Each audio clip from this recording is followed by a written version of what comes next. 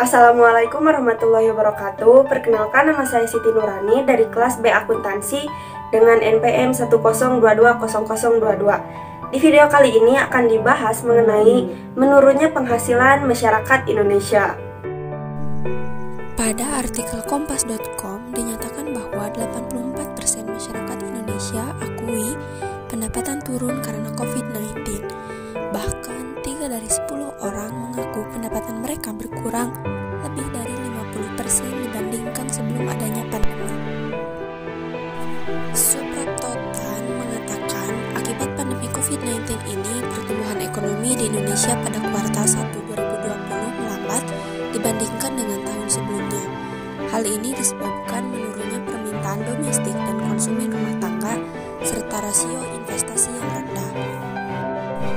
Selain mempengaruhi pendapatan, pandemi COVID-19 juga merubah pola perilaku masyarakat Indonesia dalam mengonsumsi, baik dari prioritas pilihan produk maupun saluran pembelian produk.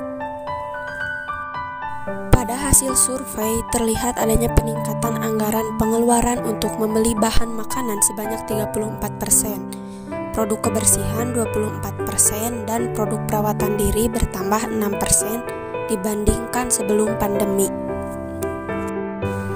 Presiden Jokowi pun membeberkan jika penurunan tingkat perekonomian masyarakat Indonesia merupakan fakta.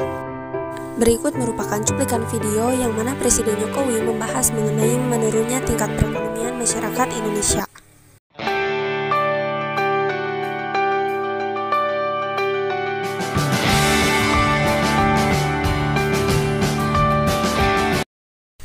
Silahkan simak video berikut sehingga bisa menambah wawasan saudara-saudara mengenai penurunan ekonomi masyarakat Indonesia.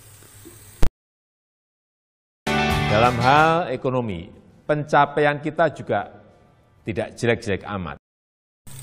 Maksud dari kalimat tersebut merupakan jika memang benar adanya ekonomi masyarakat Indonesia menurun, tetapi tidak terlalu buruk jika dibandingkan dengan negara lain. Ekonomi kita menurun, ya, betul, itu fakta. Tapi mana ada negara yang tidak menurun ekonominya? Bahkan ada banyak negara lain yang harus memikul beban ekonomi yang jauh lebih parah. Dibandingkan dengan beberapa negara Asia Tenggara lainnya, misalnya, kinerja ekonomi kita masih lebih baik. Sekali lagi, ini fakta. Dari sini kita dapat mengetahui jika harus terus berjuang dalam meningkatkan perekonomian diri kita sendiri. Begitupun dengan masyarakat lainnya, sehingga kita harus selalu optimis dan jangan sampai pesimis dan tidak yakin atas pencapaian yang akan kita dapatkan nantinya.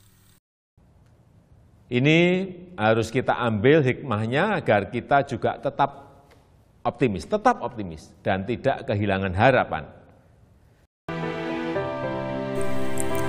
Badan Pusat Statistik melaporkan pertumbuhan ekonomi Indonesia di kuartal 1 pada tahun 2020 masih mengalami kontraksi minus 0,74%. Dengan angka tersebut, pertumbuhan ekonomi Indonesia belum mampu kembali ke zona positif setelah mengalami kontraksi 4 kali berturut-turut sejak kuartal 2 tahun 2020.